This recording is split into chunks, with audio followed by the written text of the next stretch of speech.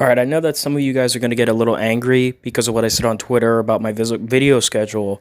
However, when I look at the video schedule of me reviewing this pay-per-view dash roast, I kind of just want to roast it, but also tell you what you should have watched on the show because, honestly, it wasn't even a great show. Excuse me. There were matches that you could have skipped. There were matches that could have just been on Raw and SmackDown that you could have missed and wouldn't have really anything to do with it. And we had the Riot Squad not be on the pre-show, not even being on the pay-per-view at all, which was fucking stupid, but that's besides me. So let's get into this review dash roast. So the first match we had was the Lucha House Party, Grand Metalik. Well, no, not Grand Metalik. Kalisto and Lince Dorado versus Shinsuke Nakamura and Cesaro. How do I say this? This match, as I knew, would be very boring and unentertaining. You had Kalisto and Lince Dorado versus Shinsuke Nakamura and Cesaro. So this match pretty much consisted of the two guys from Lucha House Party doing indie flips and kicks, while Cesaro was doing power moves and Shinsuke was doing his stupid strong style bullshit. I didn't find this match very entertaining at all. Honestly, the highlight of the match was when Lince and Kalisto did this double team DDT on the outside. That was the only good thing about this match. There was nothing else entertaining about this match. It was pretty much a flop. Overall, this match is skippable. Honestly, I think this match is very skippable to the point where you wouldn't have to really... you could have skipped this match and not missed anything. Okay, so we're going to move on to the main card now. So the pre-show only had one match, which is kind of surprising because usually the pre-show has two matches, but I guess because it's Clash of Champions, they kind of switched it up.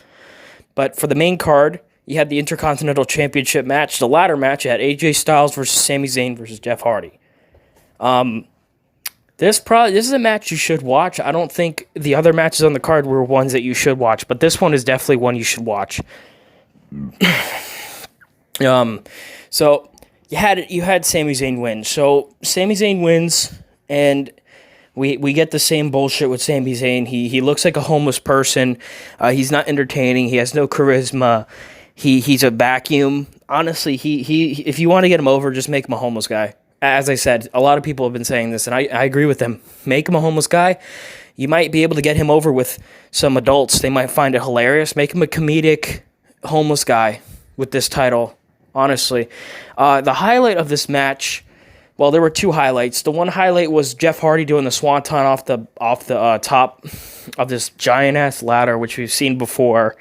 And then the second highlight was AJ and Jeff Hardy getting fucking, they got handcuffed towards the ladder. Jeff Hardy got his ear handcuffed onto the ladder, which was kind of smart and kind of weird at the same time. But this match was ruined because Sami won. Honestly, just take Sami Zayn out of this match. You got two serviceable mid-carders in AJ and Jeff Hardy. You wouldn't have to have Sami Zayn in this picture because I don't know who Sami Zayn is popular with. As I said, I want to do I just want to do why he sucks on him so bad. But yeah, this is one of the few matches on the card that I would say watch. All right, so the second match on the main card was the Raw Women's Championship match. You had Zelina Vega, ugly-ass bitch, versus Asuka. So this match was... I was watching this match with my friend. I had him on FaceTime, and we were watching it together. It was just fucking terrible. It was a fucking squash match. It was a 5 to 10 minute squash where Asuka pretty much dominated the match the entire time. Zelina got very little offense in it, and she locked in the Asuka lock to win this match. Overall, this is not a match you should watch. This is a match you could skip and not give a fuck about because you knew coming into that WWE would not let Asuka drop the title, and there was a very small chance that she was actually going to lose the title tonight. So number 3. The third match was... Apollo Crews versus Bobby Lashley. As much as I hate to say this was another match you could have skipped. Apollo Crews had Ricochet by him. The two jobbers had they had each other in that match. And Bobby Lashley, well, he looked good. He applied the full Nelson, and Apollo tapped out. That was pretty much it. And the next match was Bayley versus Asuka. Somehow Asuka gets involved here, and she's able to be a competitor in this match, if you can even call it that. This was not a match. This was a DQ win for Asuka, even though Bayley hit her in the back with the chair, because somehow Bayley comes out. And before the match, Bayley comes out with the chair in her hand, and she cuts this fucking terrible promo as usual, getting her ugly face on my screen, like, the fuck off my screen. And I knew what was going to happen. I knew when Sasha Banks appeared, of course. Here we go, guys. This is where this is going to go. Bayley versus Sasha. Again, for what? The 50th fucking time? Honestly, I'm sick of this shit. Just have someone like Lacey Evans win the title. It's not that hard.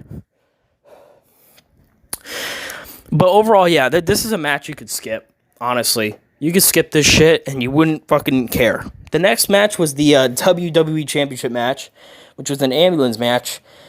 Randy Orton versus McIntyre. McIntyre picks up the win after a couple of legends actually get involved. The Big Show returned, Christian returned, and Shawn Michaels returned, giving him the Sweet Chin Music, and Ric Flair returned in the ambulance and drove the ambulance off. This is a match I would suggest watching just for the entertainment of the legends. That's it. If you're looking for a decent match, this is a decent match, but you could skip it, and it really wouldn't matter, to be honest with you. All right, so the final match on the card, and in my opinion was the match of the night, was Jey Uso versus Roman Reigns for the for the Universal title. All right, so I know you guys know I like guys who have charisma and can push the crowd and tell stories and shit. You cannot talk shit about Roman Reigns anymore. There's literally nothing to talk shit about him anymore after this match. Oh, he can't act. What do you think he was doing with Jay? Constantly telling him, tell me I'm the chief. I'm the chief. Motherfucker, come on. You can't talk shit. This was the match of the fucking night. You can't talk shit about this match. Okay?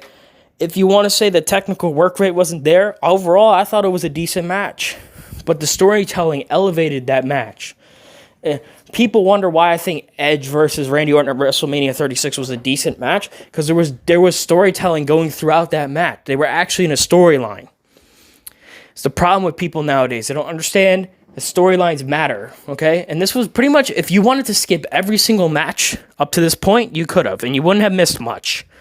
You could have went on Twitter and saw that the winners were there. You wouldn't have to worry about it. But I would say if you're going to skip every single match, watch this one. This was a match you should watch. And overall, this is close to being match of the year for me. Just because of the storytelling elements and the way that Jimmy Uso even came out and threw in the white towel. He threw in the white flag. Jay was incapacitated. There was even this bit at the end where Roman was beating the living shit out of him, like beating his ass. And that was some good-ass storytelling, folks. That's how you tell a match. That's how you tell a story in a match in this day and age. And I know, people like saying this. And people might say this is what I would say. Oh, Jey Uso's too small. Bro, Jey Uso is as tall as Roman Reigns, surprisingly. He's not as big, but he's got that charisma, man. I knew they weren't going to drop this match, but they weren't going to drop the title tonight. But this is a match where I could see this storyline continuing, and I wouldn't have a problem with it. I actually think it would be pretty cool. If WWE can play their cards right, then let's do it. Overall, let's do it. Let's see how that works. And if the ratings go down, then kick Jey Uso out, because it's not Roman Reigns. All right. So here's the roast.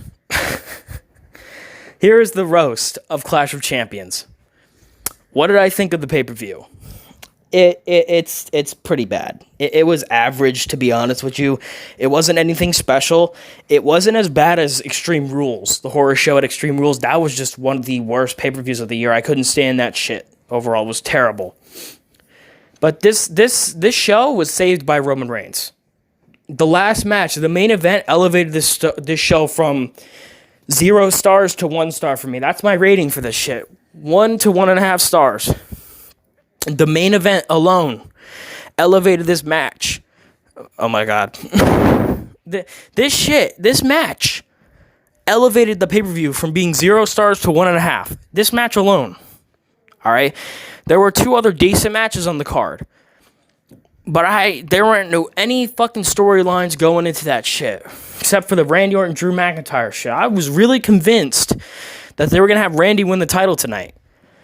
Got me a little disappointed, but it's all good. All right. Drew, you guys know my thoughts on Drew McIntyre. I fucking hate him as a champion. Terrible. But yeah, this show was saved by Roman Reigns. That's all I can say. All right. That's pretty much the roast. Honestly, there was really no roast. Except I could roast Bayley and Sasha for their little bit. That was fucking stupid. I could roast the fuck out of Zelina Vega for thinking she actually thinks she could beat Asuka. Bitch, you're like 2 or 3 inches taller than Alexa Bliss and you look like a fucking twig. Get your ugly ass out of my ring. Jesus Christ. Bruh, I'll also roast the Big Show. Bro, what is that, Big Show? You got a baby face now, bro? Alright, whatever, that's fine. Yeah, I'm turning to J-Rant saying bro all the time. I don't want to say that shit, bro. There I go again, because people on me on my shit. Oh, you say bro too much. Man, whatever. And overall, as I said, this shit was pretty average at best. If you want to say that it could be a 2-star, I wouldn't fault you there. If we had a Ruby Riott and Liv Morgan versus Shayna Baszler and Nia Jax match, we could have had a 2-star pay-per-view, maybe. But if the main event happened, this is a 0-star pay-per-view. Honestly, there's no storytelling in this shit. Nothing. What is Lucha House Party? Man, Lucha House Party, get your jobber ass off my screen. You already knew you weren't winning this match, bruh. Get the fuck off my screen. You guys are pathetic. Jobber asses. You've been jobbers for like fucking 5 years. Kalisto, just retire. Y'all, all these dudes need to retire, man. All right, well, that's the end of the review dash roast. I know there wasn't really much of a roast. I'll just call it a review when I put it on YouTube. But yeah, if you enjoyed, the Rhea Ripley video might be... oh my God. The How She Sucks on Rhea Ripley might be postponed until about Wednesday. Because I have work on Tuesday. Work until about 10 o'clock at night. So I'm not feeling making that video that night. So yeah, I'll be making the Rhea Ripley video on Wednesday. And then I have to work Thursday, Friday, and Saturday. So Sunday I might have the John Cena video up. But yeah. I'll talk to you guys then. This is People Ruin Wrestling. I'm heading out, boys. Have a good one.